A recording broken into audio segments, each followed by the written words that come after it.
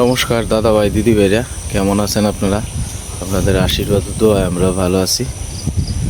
তো দাদা ভাই দিদি ভাইরা, আজকে মোটামুটি ভালো ফুলিয়ে ফুটছে।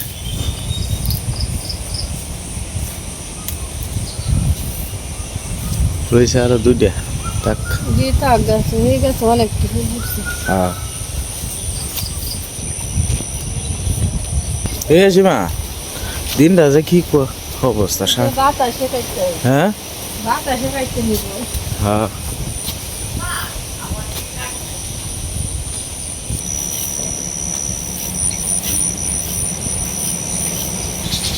সকাল থেকে আপনার বাতাস প্রচুর পরিমাণে, বাতাস হইলে আবার বৃষ্টিটা খাইতে যায় আর কি।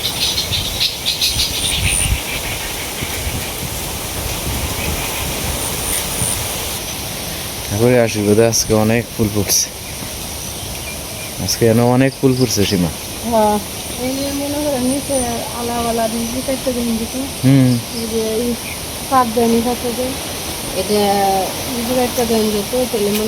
জঙ্গলি কাটবে গোলাপ গাছ আজকে যে গোলাপ ফুটছে অনেকটি।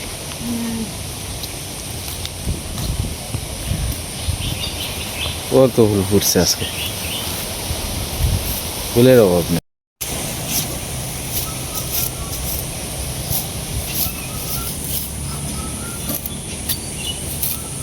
কি তো গাও যাবেন? হ্যাঁ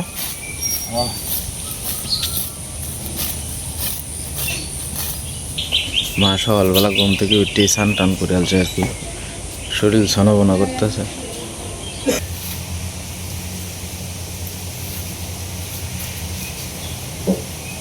ফুল থাকলে আসন বইলে দিলে আসন। হ্যাঁ এটা ঠিকই কইছো। যে গরমকালে কিন্তু এই ফুলটি ফুটে গেল। হ্যাঁ আবার শীতের দিনে একটা দুইটা তিনটা এদিকে রাখি। শীতের দিনে তো আমরা ভালো হয়েছি, শীতের দিনে গেন্দা ফুল আর গরমের দিনে আবার কোনো দিক দেখতে হয় না। তাহলে আসনটা বইরে দিলে কত সুন্দর দেখা যায়। তাহলে দুলনাটা যদি সুন্দর তো মানুষের দুলনা দিয়ে কত সুন্দর থাকে। আমরা যদি একটা খালে দুলনা থাকতো সুন্দর টাওয়ার দিতে দিতে। হ্যাঁ ওই বোন একসময়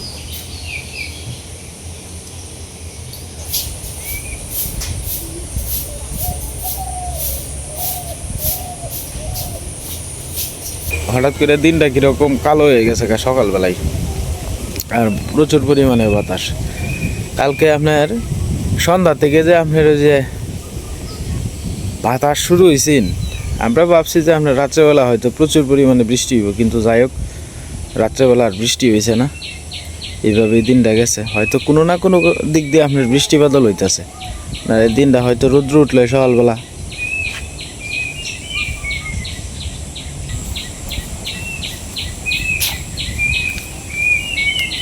হ্যাঁ স্পিডে আটবা, স্পিডে আটলে দেখবে না যে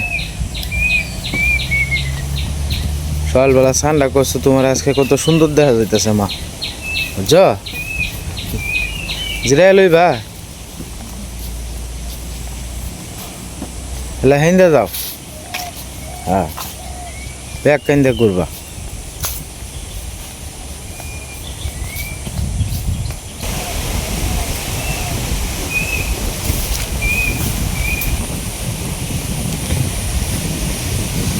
বাতাস বাতাসে একেবারে ঘুরে আসতেছে বাড়িঘর।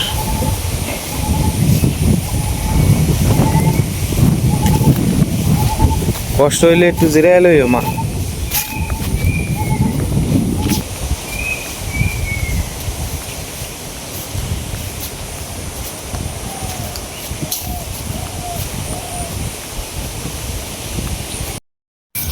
আস্তে আস্তে বৃষ্টির ফোঁটা পড়া শুরু হয়েছে গুড়ি গুড়ি। ধান ক্ষেতগুলো যখন আপনার সকালবেলা এরকম বাতাসে নড়ে না, খুব সুন্দর দেখা যায়, খুবই সুন্দর দেখা যায়। একটা দুইটা ফোঁটা পড়তেছে বৃষ্টির। ধানগুলা হেললে দুললে কত সুন্দর দেখা যায় এই যে ভালো ধানই হয়েছে আমাদের এদিকে তবে আমরা এদিকে ততটা প্রভাব পড়তো না কারণ আমরা এদিকে আরো 15-20 দিন পরে তো আপনার ধান টান কাটা হইব আমরা এদিকে ভালো দামই পাইব সমস্যাটা হইলো বাড়ি অঞ্চলের মানুষের নিয়ে তারা তো ঠিকঠাক মতো মনে করেন যে ফসল করলেও ন্যায্য দাম পায় না কোনো বছর আপনার পানি তাহে এই হলো সমস্যা কাঠকাটুরিয়া পাখি একসাথে 3টা যাইতেছে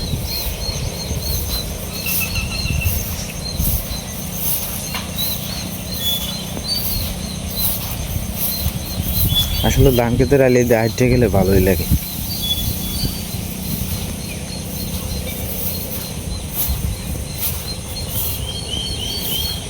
আমরা একটু বাতাস হইলে পরে এই বাঘের এদিকে জঙ্গলের এদিকে আই তো আইলে পরে এদিকে আপনার টুকটাক ডাল ডুল পাওয়া যায় আর কি এদিকে দিয়ে আবার জ্বালানির কাজটা ভালো চলে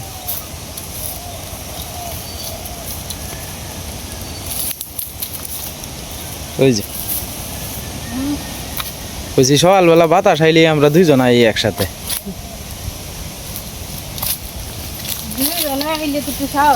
হ্যাঁ ভয় লাগে আর কি সীমার যাই হোক আমি সাথে থাকলে সীমা তো কনফিডেন্স লেভেলটা বাড়িয়া যায়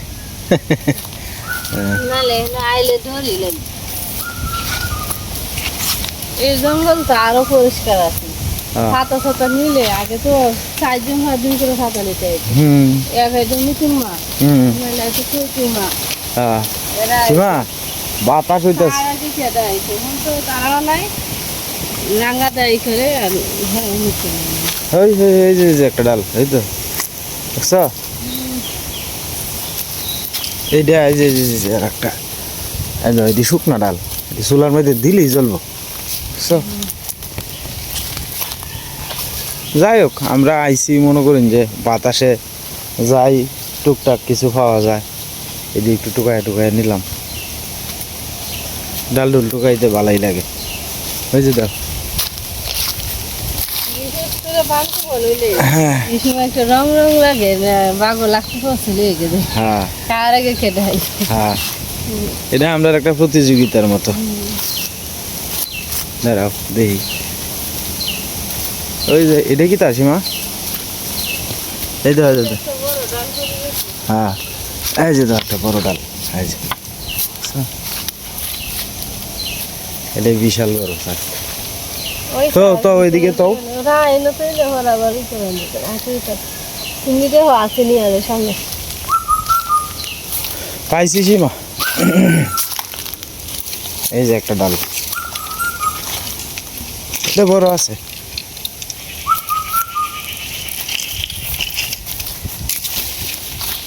এটা লম্বা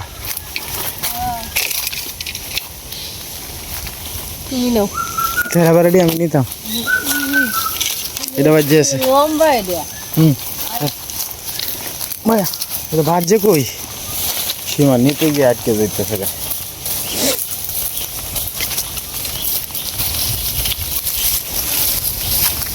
যে কোনো কাজ স্বামী স্ত্রী একসাথে করলে কাজটা খুব সুন্দর হয় আর কি হ্যাঁ তুলা পড়ছে কয়টা তুলা তো হয়ে রাখতো সীমা এটি কামে লাগবো না সীমা এই লম্বাটা ভাঙ্গে তো লাগবো এনে ভাঙ্গে লাও নাহলে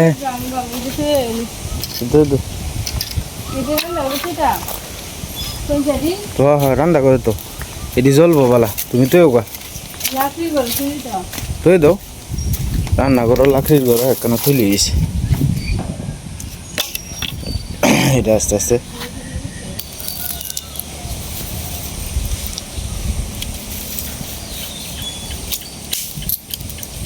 মানে বুঝো না মানে কইবাম কি তা নিজের ঘর বানাইছি আমরা কয়েকটা লাখ হইলে আমরা ইন্দুরে একটা বাসা বান্ধা আর গইটা তৈছে যে এরা গোটার বস্তু কিছু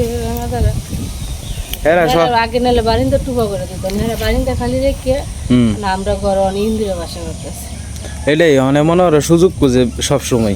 কিন্তু আমরা যে এরা সুযোগটা খুঁজতে না পারি না। এর আগের বারে তোমার এই জায়গাটা খালি আছে, বনের একটা লাশ দিয়ে হলাইতে দিছে।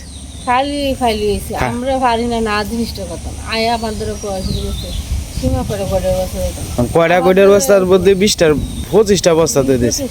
মানে কোয়াম কি আমি তো দেখছি অনেক কোয়াম কি তা অনেক ক আমরা তো আমি তো লাগছে না আমার বয় করে জানো বইটার বুঝতে বুঝতে হইতেছে না সাপ টাপ কত কিছু ব্যাপারটা কত কিছু আছে যদি দিতে তাহলে আমি লাকড়ি টান দিতে গেলাম যদি অন্ধকার এক কোনা দিয়ে রান্না করে লাইটও নাই যে আমি কুয়াশাটা আমি দেখো কিতাব কইম কইতে গেলে আমার মন খারাপ হয় পরে করবো কইছি এটা এটা আরো কত রাঙাটা থেকে তো বেরিয়ে যেত ডর লাগে বেশি বেরিয়েও আঙা মাঙা করে আসবো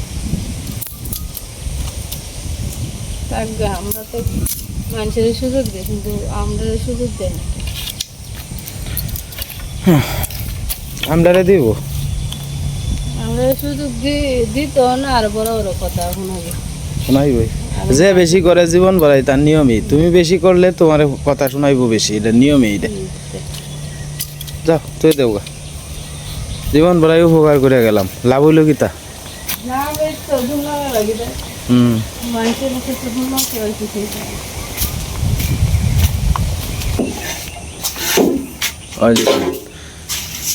এই লোকে আপনার এর অর্ধেকের বেশি আর আমার এই যে একটা একটা একটা সিফার মধ্যে আমার এটা ভরে দিয়েছে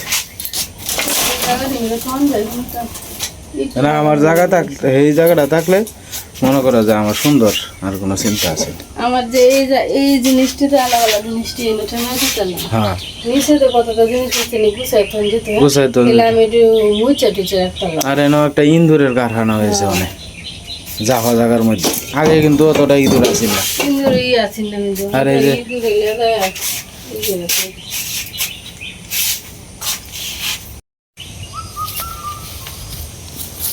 মশা বাঘে কিছু নাই না মশা বেশি ওখানে দিয়ে তো চুলা হবে হ্যাঁ এই জায়গাটা আমাদের বাঘ হই হই হই এনে যদি থাকতো তখন আরো বাসা বেঁধে হ্যাঁ আরে কি কও এটা তোমার মৃত্যুর কারখানা হইলো বেঙ্গুলের বাসাটা শেষ হয়েছে এটা ভালো হয়েছে তুলাটি টু হাও তারা লিগে ভালো তুলাটি টু বৃষ্টি কোন সময় আর কোনো ঠিক নেই দেখি এটা এই যে ওটা হ্যাঁ এটা ভালো দিয়ে হ্যাঁ হই হই হই যে ছোটা যেটি হরছে রিটো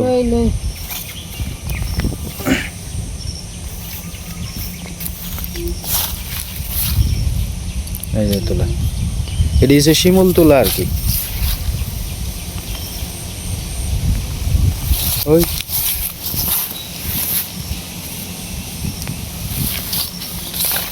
এই যে গাছ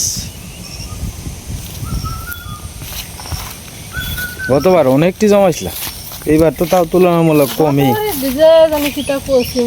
আছে ইয়ের ভিতরে বড়া বস্তার ভিতরে বড়া আছে খেয়াল হইতেছে না আমি শিখে জানার না মা কি এর ভিতরে বালিশের ভিতরে বইটা তুই গেছি নাকি তো কোনো তুই গেছি মরণ শিমুল তোলার একটা বালিশের দাম তো 4-5 হাজার টাকা মনে হয় আমি তো জীবনে বানাইছি না কইতে পারতাম না আনুমানিক কইতেছি শিমুল তোলা বালিশের নরম হ্যাঁ ঘুমাইতে ভালো লাগে আমরা বালিশটি একটা বেগটি একটা ইয়ে হয়েছে স্যাপডা হয়েছে হিতান দিলে না নিচে ওই ওই এনতে হয় না কত করে একটা এমনই দেখছ ওই ওই ওই ওই এটা বড়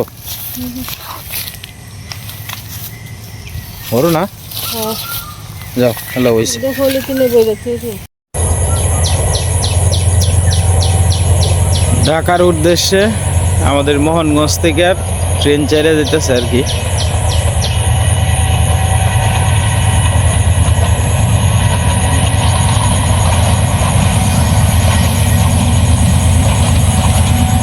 আজকে ট্রেনটা অনেক লম্বা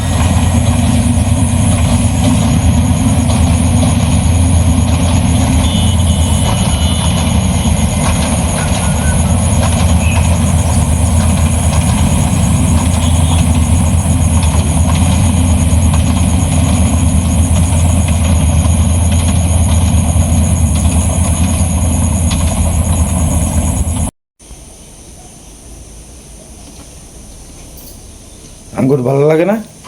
মিষ্টি আছে না?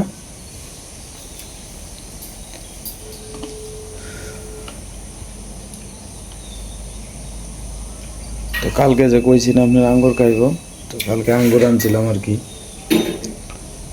তো আঙ্গুর সীমা কালকে রাত্রেও দিছে আর আজকে সকালেও দেওয়া হয়েছে। আঙ্গুরটা আপনার আনছি হলো গিয়ে ভিতরে বিসি সারা আর কি, তাহলে এটা খাইতে সুবিধা।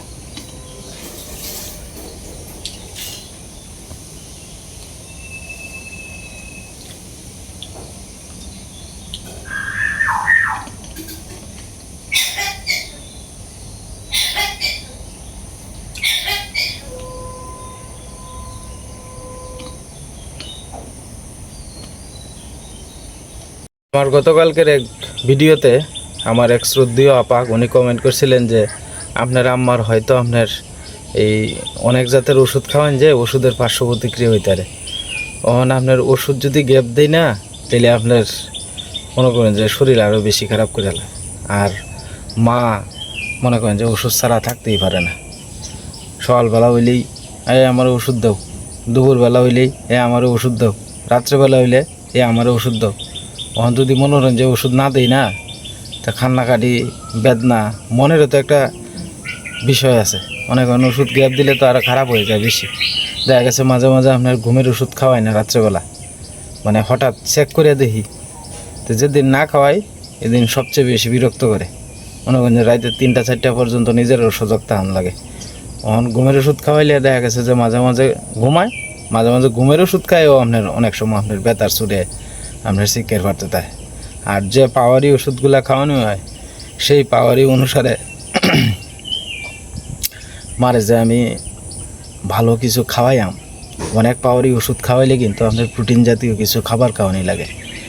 এখন মনে করেন যে আমার পক্ষে তো অনেক সময় সম্ভব হয় না, কারণ আপনারা তো জানেন আমার মানে একটা ছোট্ট দোকানের উপরে আমার সংসারটা চলে। আসলে অনেক সময় আমি প্রোটিন জাতীয় খাবারটা আমি খাওয়াই পারি না। মা তো দূরের কথা, আমার পরিবারের কেউই অনেক সময় প্রোটিন খাওয়াইতে পারি না। আবার চেষ্টা করি মানে করার লাগে আর কি, সবারই মন টন রাখবার লাগিয়া, কিন্তু আপনার কুলায় উঠতে পারি না আর কি। কারণ আপনারা আমার দিকটাও একটু চিন্তা করে দেখেন, আমার মনে করেন যে অনেক মাথার উপরে প্রেশার থাকে, সংসার এটা সেটা সব কিছু মিলে। যাই হোক, এক কথা বারবার কইলে হয়তো আপনারা অনেকে বিরক্ত হইবেন। তো এই যে ওষুধ টষুধ খাওয়ানো হয়, মনে করেন যে আমি তো মানে প্রোটিন কিছু খাওয়াই পারি না সহজে মারে। তারপরও চেষ্টা করি যে মা যদি যেটা খাওয়াইতে পছন্দ করে, চেষ্টা করি আমি হয়তো 1 কেজি আনতে পারতাম না, 100 গ্রাম হইলেও তো আনতে পারবো, আইনা খাওয়ানোর চেষ্টা করি। তো এই অবস্থা। আফা, আমার এক শ্রদ্ধেয় আফা যিনি সবসময় কমেন্ট করেন, সুফিয়া বেগম, তো উনি আমারে কমেন্ট করছিলেন আর কি যে ভাই আমার মনে হয় যে ওষুধের পার্শ্ব প্রতিক্রিয়া থেকে ওনার শরীরটা এমন করে আর কি। যাই হোক, আপনাদের অসংখ্য ধন্যবাদ আফা। আপনারা যারা নিয়মিত আমার ভিডিও দেখেন, আপনাদের কাছে আমি চিরকৃতজ্ঞ যে আপনারা আমার ভিডিও রেগুলার দেখেন। আফা, ওষুধগুলা ছাইড়ে দিলে হয়তো মনে করেন যে আরও সমস্যা হইব, এই কারণে আর কি ছাড়ি না। আমার যত বিপদে এটা হোক, আমার সবসময় চিন্তা ভাবনা এমন জিনিসটাই করি আফা, যে আমার ঘরে যদি একবেলা খাবার না হয়, একদিন যদি সারাদিন না খাইয়া থাকতে হয় তাও থাকবাম, কিন্তু মার ওষুধ গ্যাপ দিতে পারতাম না। কারণ গ্যাপ দিলে যদি কোনো বিপদ আপদ হয়, পরবর্তীর বিপদ তো মনে করেন যে আজকে 1 সপ্তাহ 5 দিন আমি গ্যাপ দিলাম, গ্যাপ দেওয়ার পরে যদি আর একটা বড় সমস্যা হয়, এটা তো সমাধান করার মতো আমার সাধ্য নাই। কারণ আপনারা তো জানেন আমার আর্থিক অবস্থাটা অনেক দুর্বল, লড়বড় করে চলে যাইতেছি। যাই হোক, ভগবান বা আল্লাহ আমার কোনো সময় টেহায় না, আশা করি আর আমার টেহাইতেও না। কারণ আমার মা বাবার দোয়া আছে, মা বাবার আশীর্বাদ আছে আমার সাথে, এটাই হলো সবচেয়ে বড় কথা। আর আপনারা আমাদের পাশে আছেন, এটাই হলো সবচেয়ে বড় কথা। বাজারে চলে আসলাম, তো এই হলো আমার দোকান আর কি। দোকানের মাল নাই, একেবারে কমে গেছে মাল। জানেন একটা সময় আমার এই দোকানটার মধ্যে এই যে উপরের যে তাকটা দেখতেছেন, অনেক উঁচা পর্যন্ত মাল স্টক করা আছে। মানে মনোরঞ্জন যে বাইল খালি হয়ে গেছে একেবারে। ওষুধ অনেক খুব কমে গেছে গা, অনেকাংশে কমে গেছে গা। কিছু খালি বাক্স রাখছি উপরে, কারণ নাইলে তো একবারে দোকানটা খালি দেখা যাইব।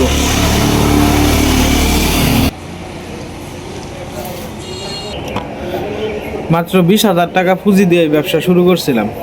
এই ব্যবসার থেকে অনেক উন্নত করছিলাম জীবনে। ভাগ্যের ফেরের কারণে আজকে আমি এই অবস্থায়। আমার দোকানটার মধ্যে অন্তত 5 থেকে 6 লক্ষ টাকার মাল ছিল সবসময়। এখন আমার দোকানে বোধহয় 50,000 টাকার মাল হইতো না আছে। যাই হোক, আমার বিশ্বাস আমি যেন আর আইসি এন থেকেই খুঁজে বাইর করবো একদিন হয়তো ভগবান আমার বাড়ি মুখ ফিরা চাইব, আমার ব্যবসাটা অনেক বড় হইব। এই স্বপ্ন নিয়ে এই আশা নিয়ে বই রয়েছি। কারণ এখন আমার যে পরিমাণ খরচ হয়, এই পরিমাণ খরচ তো আমি দোকান থেকে বেনিফিট বাইর করতে পারি না। তো এই কারণে আপনার দিন দিন এই নিচের বাড়ি যাইতেছি আর কি।